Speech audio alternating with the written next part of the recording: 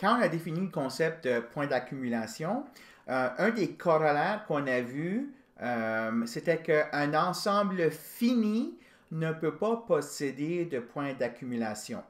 Alors, on peut naturellement se poser la question, si on a un ensemble infini, est-ce que cet ensemble doit nécessairement posséder un point d'accumulation? Donc, comme on va voir, juste avec ce qualificatif-là, malheureusement, la réponse n'est pas vraie en général. Donc, l'énoncé n'est pas vrai en général. On a besoin d'avoir quelque chose de plus qu'une infinité d'objets dans l'ensemble. Il faut aussi que l'ensemble soit borné. Alors, ça mène à ce qu'on appelle le théorème de Bolzano-Weierstrass. Comme le théorème de Heine-Borel, le théorème de Bolzano-Weierstrass, c'est un théorème qui s'applique seulement à des espaces de dimension finie, comme Rn avec la métrique euclidienne. Donc, dans cette capsule ici, on va présenter et puis démontrer ce théorème-là. Et la méthode de démonstration est autant importante que l'énoncé du théorème comme tel. Alors, c'est pour ça que je vais le démontrer en longueur, même si ça va faire une capsule qui est relativement longue. En fait, probablement plus longue que les autres. Alors, ce que je vous encourage à faire, c'est si à un moment donné, vous vous sentez un peu épuisé, fatigué, posez le vidéo et puis revenez-y un peu plus tard pour achever. Mais donc, la technique de démonstration ici, c'est ce qu'on appelle la méthode de bisection. Et puis, c'est une méthode qui est très importante en analyse. Alors, dans cette capsule, c'est ce théorème-là et cette technique de démonstration-là qu'on va regarder en profondeur.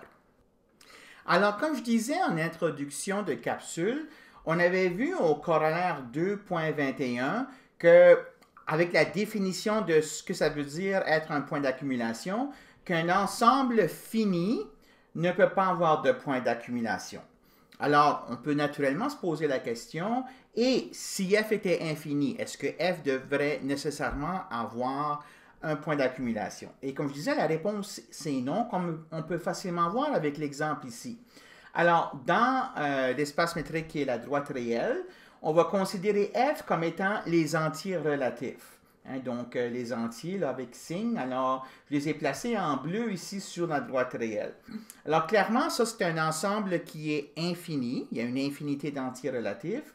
Mais cependant, cet ensemble-là n'a pas de point d'accumulation. Alors, si je prends un nombre réel donné quelconque, je me pose la question, est-ce que ce nombre réel donné-là est un point d'accumulation pour f? Donc, il y a deux possibilités pour ce point réel donné-là. Si le point est un entier, OK, alors c'est facile de construire un intervalle autour de cet entier-là qui ne contient pas d'éléments de f autre que le centre comme tel. Donc, ça c'est vrai pour n'importe quel entier. Je viens qu'à prendre un intervalle de largeur 1/4 par exemple. OK? Alors, dans ce cas-là, les entiers, les éléments de f ne peuvent pas être des points d'accumulation de f. Et si je prends un nombre réel qui n'est pas entier, alors ce nombre-là se situe entre deux entiers consécutifs. Puis encore ici, visuellement, on peut voir que c'est possible de construire un petit intervalle autour de ce point-là. Donc, la largeur de l'intervalle, je vais prendre le nombre, je vais regarder comment loin est-ce que le nombre est de 2, et puis de 3, et puis je vais diviser le minimum de ces distances-là par 2, et puis je peux construire un intervalle relativement petit autour du point en question qui ne contiendra aucun élément de f. Donc, les entiers ne peuvent pas être des points d'accumulation, les nombres réels non entiers ne peuvent pas être des points d'accumulation. Donc, cet ensemble f ici, même s'il est infini, il n'a pas de point d'accumulation. OK, alors, donc, on va maintenant passer à ce qu'on appelle le théorème de Bolzano-Weierstrass, le théorème 2.46, et qui dit la chose suivante. Dans l'espace métrique Rn, donc l'espace euclidien Rn avec métrique euclidienne, soit f un ensemble qui est infini, donc une infinité d'éléments dans f, et aussi borné. OK? Alors, f a au moins un point d'accumulation. Donc, il faut que l'ensemble soit infini, mais aussi il faut qu'il soit borné. Alors, un exemple comme ça, si je considère dans la droite réelle l'ensemble de tous les points de la forme 1 sur n, où n c'est un entier. Alors, j'ai 1, 1 demi, 1 tiers, 1 quart, 1 cinquième, 1 sixième, ainsi de suite. Cet ensemble-là est infini. Puis il est aussi borné parce que les éléments de cet ensemble-là se retrouvent entre 0 et 1. Alors, par le théorème de Bolzano-Weierstrass, cet ensemble-là doit avoir un point d'accumulation, quand on l'aura démontré. Une remarque avant de penser à la démonstration, c'est que le Rn ici est très important.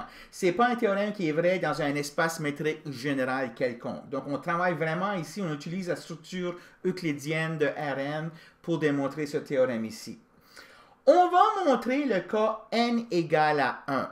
Le cas n quelconque, vous le verrez probablement en maths 35-25, mais conceptuellement, il n'est pas différent de ce qui se passe avec le cas n égale à 1. Donc vraiment, là, c'est le cas idéal pour comprendre exactement ce qui se passe. Et puis, une fois que vous avez compris ceci, passer à un n quelconque, c'est relativement facile. Et comme je disais en introduction de capsule, la méthode de démonstration, la méthode de dissection, c'est une méthode qui est fondamentale en analyse. Alors, je vais vous présenter la démonstration du théorème et puis je vais aller assez lentement afin de mettre l'emphase sur les éléments clés de la démonstration. Donc, première hypothèse, F est un ensemble qui est borné. Donc, F, c'est un sous-ensemble de R. Je vous rappelle qu'on considère le cas ici n égale à 1. Donc, F, c'est un ensemble de nombres réels bornés. Ça veut dire bornés supérieurement et bornés inférieurement. Alors, parce que les réels possèdent la propriété du suprémum et de l'infimum, ça veut donc dire que l'infimum de F existe, appelons-le A, et le suprémum de F existe, appelons-le B. Donc, tous les éléments de F sont entre A et B. Parce que A est une borne inférieure pour F et B est une borne supérieure pour F. Donc, ça veut dire que l'ensemble F y est contenu dans l'intervalle AB. Ça ne veut pas dire que F c'est égal à l'intervalle AB, mais l'ensemble F, là, il est dedans AB. Il ne déborde pas de l'intervalle AB. Okay? Alors, j'ai dessiné ici l'intervalle AB en bleu sur la droite réelle. Alors, l'ensemble en bleu, comme je disais, ce n'est pas F, c'est l'intervalle AB, mais F se retrouve là-dedans. OK? Alors, ce que je vais faire, c'est que dans une première étape, je vais poser le nombre A ici, je vais l'appeler A0. Le nombre B, je vais l'appeler B0. Fait que l'intervalle AB, je vais l'appeler A0, B0. Puis, je vais aussi aller dans le milieu de cet intervalle-là, puis je vais calculer ce point milieu-là, c'est 1 demi A0 plus B0. OK, donc je commence avec la remarque anodine suivante. L'intervalle en bleu, A0, B0, c'est la réunion de l'intervalle en vert que j'ai ici, A0 jusqu'à 1 demi A0 plus B0, et de l'intervalle en mauve, en violette que j'ai ici, qui est l'intervalle 1 demi A0 plus B0 à B0. OK, donc ça c'est évident, là, j'ai pris l'intervalle AB, puis j'ai divisé en deux morceaux égaux. Puis j'ai dit que l'intervalle A0, B0, c'est la réunion de l'intervalle en vert et l'intervalle en violette. Maintenant, ceci c'est l'élément clé. OK, alors, il faut vraiment vous concentrer ici. Par hypothèse, l'ensemble F possède une infinité d'éléments. Donc, F possède une infinité d'éléments. Ça veut dire ça qu'il faut qu'il y ait au moins un de ces deux sous-intervalles ici qui possède une infinité d'éléments de F. Ça, c'est vraiment clé. Sinon, si j'avais un montant fini d'éléments de F ici et puis un montant fini d'éléments de F ici, alors ça voudrait dire qu'en total, F a juste un nombre fini d'éléments. Ce qui est faux. F a une infinité d'éléments, alors il faut qu'il y ait un ou l'autre, peut-être les deux, un ou l'autre de ces intervalles-là qui possède une infinité d'éléments de F. Alors, s'il y en a juste un, prenez cet intervalle-là. Si ce sont les deux, prenez-en un des deux à votre choix. L'important, c'est qu'il y en a au moins un des deux qui a une infinité d'éléments de F. Okay? Donc, je vais appeler cet intervalle-là qui possède une infinité d'éléments de F, je vais l'appeler A1, B1. Alors, par exemple, supposons que c'est l'intervalle en vert ici, qui possède une infinité d'éléments de F. Alors, ça, je vais l'appeler A1, puis ça, je vais l'appeler B1. OK? Alors, A1, B1, c'est un intervalle qui est dans A0, B0, puis qui a la moitié de la largeur de A1, B1, et puis qui possède une infinité d'éléments de F. OK? Et puis là, maintenant, je vais répéter ce processus-là sur A1, B1. Donc, je vais tout dessiner à nouveau. Voici A, B, A0, B0, et ici, j'ai A1, B1, donc ça possède une infinité d'éléments de F, et lui aussi, je vais le diviser en deux morceaux, avec le point à mi-chemin ici, 1/2 A1 plus B1. Donc, A1, B1, l'intervalle que j'ai ici en vert, je peux l'écrire comme la réunion d'un intervalle A1, 1/2 A1 plus B1 en brun, réunion avec un intervalle 1/2 A1 plus B1, B1 en gris. Et encore une fois, parce que ceci, A1, B1, possède une infinité d'éléments de F, il faut que soit l'intervalle en brun ou l'intervalle en gris possède une infinité d'éléments de F. OK? Donc, si ce sont les deux, j'en prends un au choix. Sinon, je prends celui qui a une infinité d'éléments de F. Puis lui, je l'appelle A2, B2. Donc, par exemple, ici, là, supposons que c'est celui-ci, là. Pardon. Donc, A2, B2. Supposons que c'est l'intervalle en gris qui possède une infinité d'éléments de F. Donc, cet intervalle-là, je vais l'appeler A2, B2. Et puis, je continue le processus. Okay, donc, A2, B2, je divise en deux, et ainsi de suite. Donc, on continue ainsi, et avec ça, on construit une suite d'intervalles, que j'appelle des intervalles emboîtés, qui sont de la forme AN, BN, donc j'ai A0, B0, A1, B1, A2, B2, A3, B3, ainsi de suite, et puis qui satisfont aux propriétés suivantes. Donc, il y a trois propriétés importantes. Première propriété, c'est que la largeur de l'intervalle AN-BN, c'est-à-dire BN moins AN, c'est la largeur de l'intervalle original AB divisé par 2 à la n. Hein? Chaque fois, je réduis par un facteur de 2. OK? Donc, ça, c'est la première remarque. Deuxième remarque, c'est si vous me donnez un entier n fixé, alors j'ai l'ordre suivant pour les bornes. Bon, A est égal à A0. A0 est plus petit ou égal à A1, qui est plus petit ou égal à A2, qui est plus petit ou égal à AN. C'est-à-dire que les bornes à gauche, OK, ils se déplacent, soit qu'ils restent à la même place ou ils se déplacent vers la droite. Et puis, rendu à AN, ben, AN est plus petit que BN. Donc là, je suis l'intervalle AN-BN. Et puis, BN est plus petit ou égal à BN-1, plus petit ou égal à BN-2, plus petit ou égal à B1, plus petit ou égal à B0, qui était B. Donc, les bornes à droite se déplacent vers la gauche. Ils restent à la même place ou ils se déplacent vers la gauche. Hein, donc, les bornes, là, ils se rapprochent comme ça. Il y a toujours cet ordre ici de respecter. Pour tout n fixé. Troisième propriété, par construction, l'intervalle AN-BN, tous ces intervalles-là contiennent une infinité d'éléments de F. OK? Donc, Donc, voilà ce qu'on a construit ici. OK, alors, si vous êtes épuisé, c'est peut-être le bon temps de prendre une pause avant de continuer. Sinon, on continue. On va prendre maintenant toutes les bornes à gauche, toutes les AN, puis je vais les mettre dans un ensemble que je vais appeler A.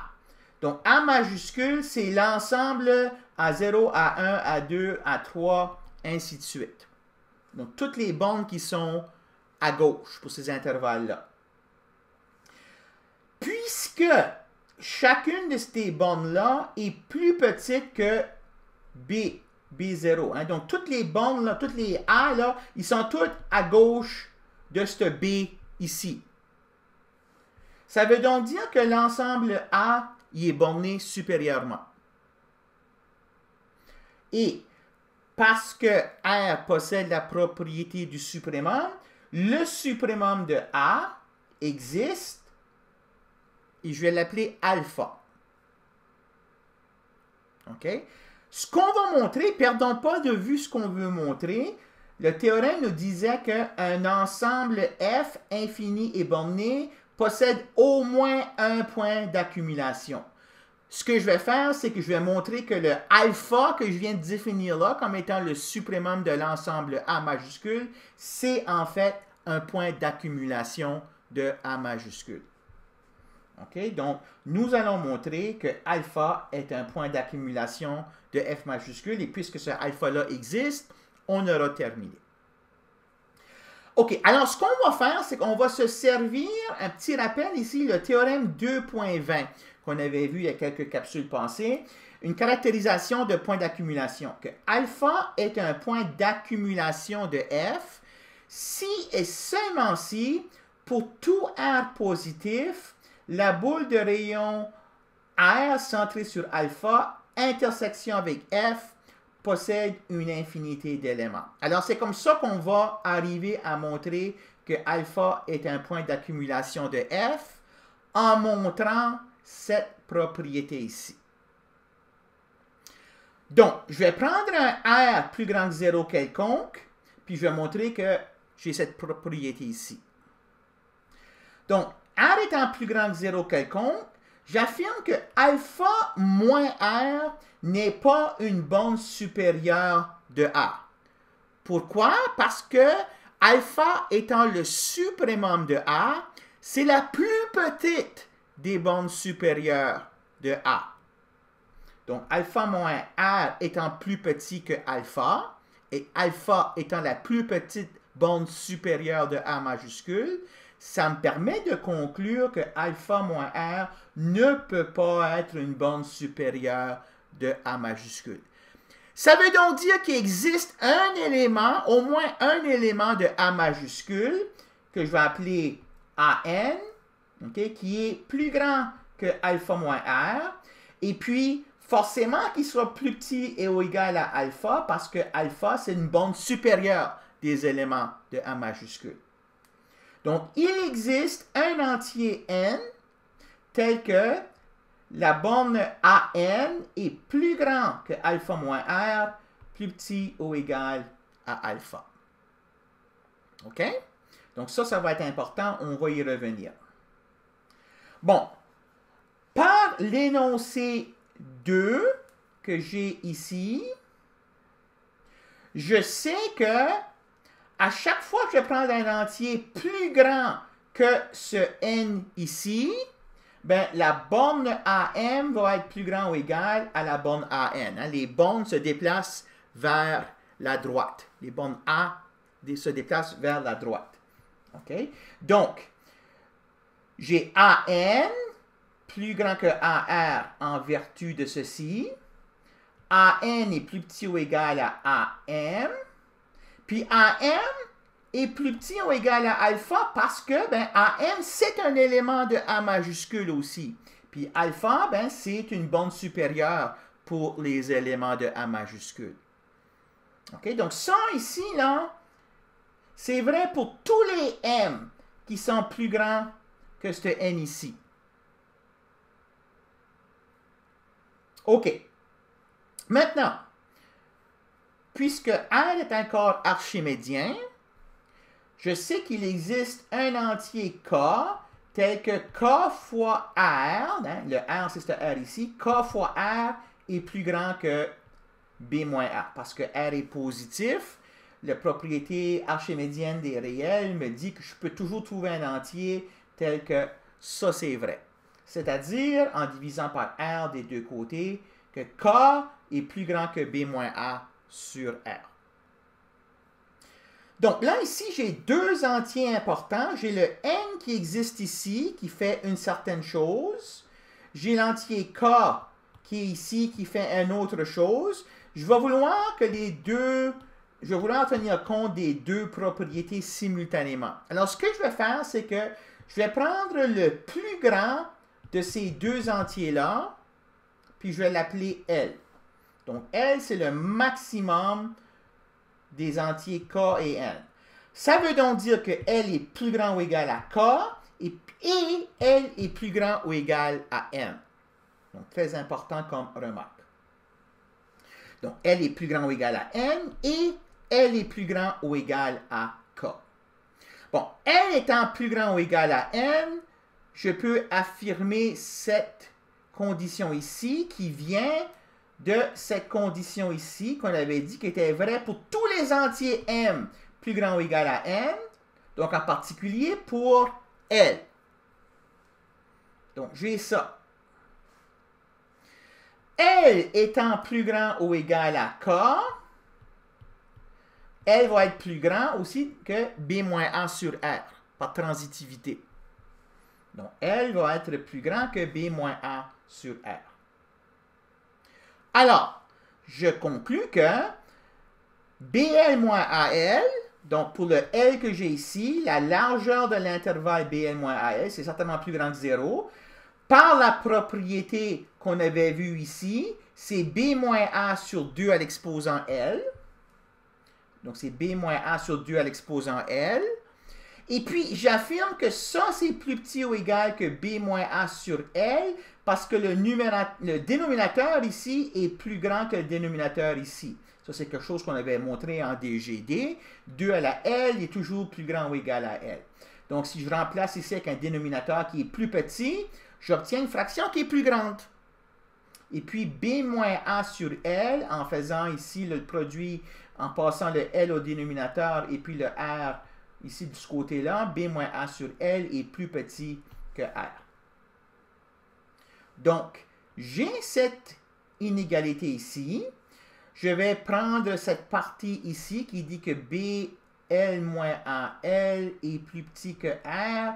Et je vais prendre le moins AL, puis je vais le mettre de l'autre côté ici. Et puis, je vais avoir ça. BL est plus petit que AL plus R, qui est plus petit ou égal à alpha plus R, parce que AL, c'est un élément de A majuscule, puis alpha, c'est une bande supérieure de A majuscule. Donc, de ce côté ici, j'ai alpha moins R plus petit que AL. AL est plus petit que BL. Puis BL est plus petit que alpha plus R. Ça veut donc dire ça que l'intervalle AL-BL est contenu dans l'intervalle alpha moins R, alpha plus R, qui est la boule de rayon R centrée sur alpha. OK, donc je fais une petite récapitulation. On essaye de montrer que le point alpha, qui est le suprémum de l'ensemble A majuscule, satisfait cette propriété ici. Alors, moi, ce que j'ai montré, c'est que en prenant un R positif quelconque, je suis capable de trouver un entier L tel que cette propriété ici est vraie. Mais l'important, c'est que ça, là, par construction, l'intervalle AL-BL contient une infinité d'éléments de F. Donc, et puisque ça, c'est dans BR alpha, ben, BR alpha contient une infinité d'éléments de F. D'où il en suit que BR alpha contient une infinité d'éléments de F. D'où cette intersection-là, si je prends cet ensemble ici, qui contient une infinité d'éléments de F, puis je fais l'intersection avec F, ben, cette intersection-là va contenir une infinité d'éléments. Donc, j'ai montré que pour tout R positif, cette intersection ici possède une infinité d'éléments. Donc, l'argument que j'ai posé ici est vrai, peu importe le R positif que je prends, je suis toujours capable de faire cette construction-là. Donc, alpha doit être un point d'accumulation de F. Donc, ça termine la démonstration du théorème de Bolzano-Weierstrass. Très probable que vous n'avez pas tout compris d'un seul jet. Je vous invite de réécouter puis essayer de voir, OK, sont où les points qui ne sont pas clairs et de les prendre en note et on pourra en discuter. Mais la démonstration ici est très importante parce que ça illustre, si on veut, une technique de démonstration que vous allez utiliser à plusieurs reprises en analyse. Alors, aussi bien de l'avoir et essayer de comprendre les enjeux de cette démonstration-là la première fois qu'on le voit. OK, alors je vais terminer la capsule avec un exemple d'application de ceci. Je vais travailler dans la droite réelle. Je vais regarder l'ensemble des nombres réels qui sont dans la forme sinus de n, où n est un entier. Donc, sinus de 1, sinus de 2, ainsi de suite. Puis, je pose la question, est-ce que cet ensemble-là a un point d'accumulation? OK, alors, d'abord, je constate que le sinus de n'importe quoi, c'est toujours plus grand ou égal à moins 1 et toujours plus petit ou égal à moins 1. Donc, peu importe, là, c'est quoi n ici. Alors, ça veut dire ça que 1 est une borne supérieure pour f et puis que moins 1 est une borne inférieure pour f. Donc, f est borné.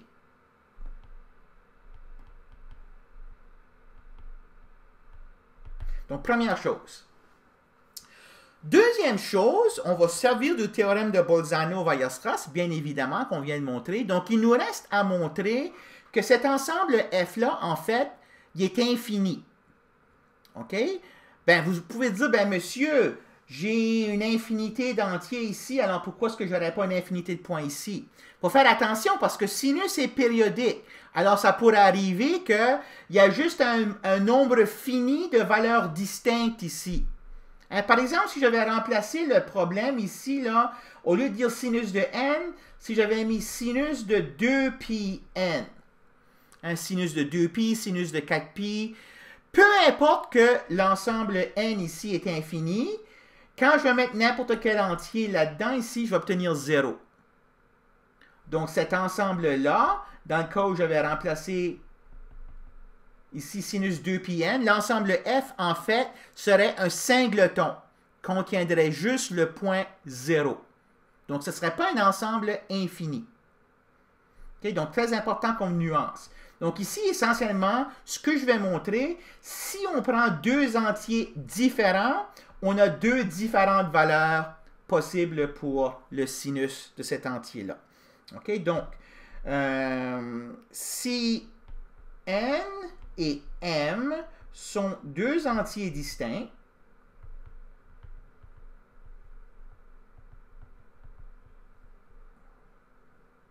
c'est-à-dire n est différent de m, j'affirme, puis je vais montrer que sinus de n doit être différent que sinus de m.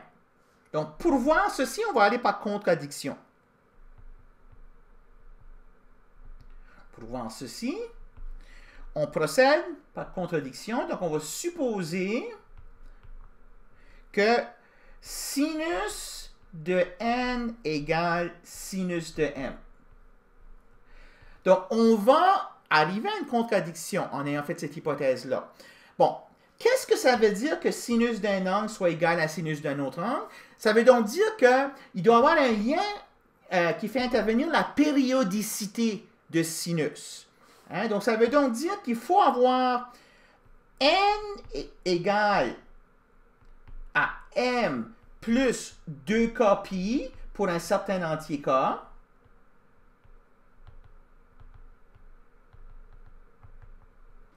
ou n égale pi moins m plus 2jpi pour un certain entier j. Alors, sur le cercle trigonométrique, OK, si j'ai un angle ici, θ, son sinus, c'est la valeur de y ici, mais c'est la même chose que le sinus de pi moins θ. Hein, donc, θ et pi moins θ ont le même sinus. Donc, soit que si j'ai sinus de n égale sinus de m, soit que n égale à m à multiple de 2pi près, ou que n égale pi moins m à multiple de 2pi près. Ben, regardons chacune de ces possibilités-là. OK? Donc, celle-ci veut dire que n moins m égale 2k pi. Bon, ça c'est un... Pardon, n moins m, c'est un entier, parce que n et m sont des entiers. Puis ceci, c'est entier seulement si k égale à 0. Donc, entier, si seulement si k égale à 0, qui voudrait dire que n égale à m.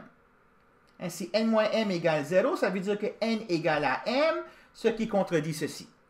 Donc, ça, cette possibilité-là, on la biffe. Quand j'ai ceci, je peux l'écrire comme n plus m égale à 2j plus 1 pi. Alors, ça aussi, c'est un entier, mais ça, c'est jamais entier. Donc, celle-là aussi, je dois la biffer.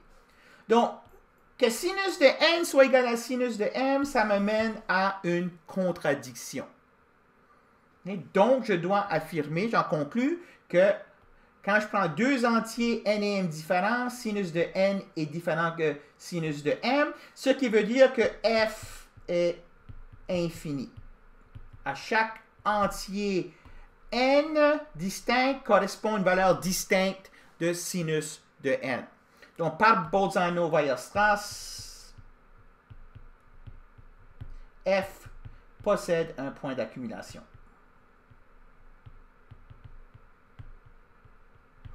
Okay? Donc, dans ce cas ici, on ne peut pas caractériser la valeur précise de ce point d'accumulation-là. Ça pourrait arriver qu'il y en a une infinité de points d'accumulation aussi, on ne sait rien de ça. Sauf que Bolzano-Weierstrass nous garantit l'existence de au moins un point d'accumulation et c'est suffisant pour répondre à la question telle qu'elle est posée ici. Alors, je vous remercie de votre patience. C'est une grande capsule, longue capsule, mais néanmoins, c'est une capsule importante. Alors, comme je disais, je vous encourage de la regarder et de la re-regarder. Et puis, si vous avez des questions, on pourra les aborder pendant le cours.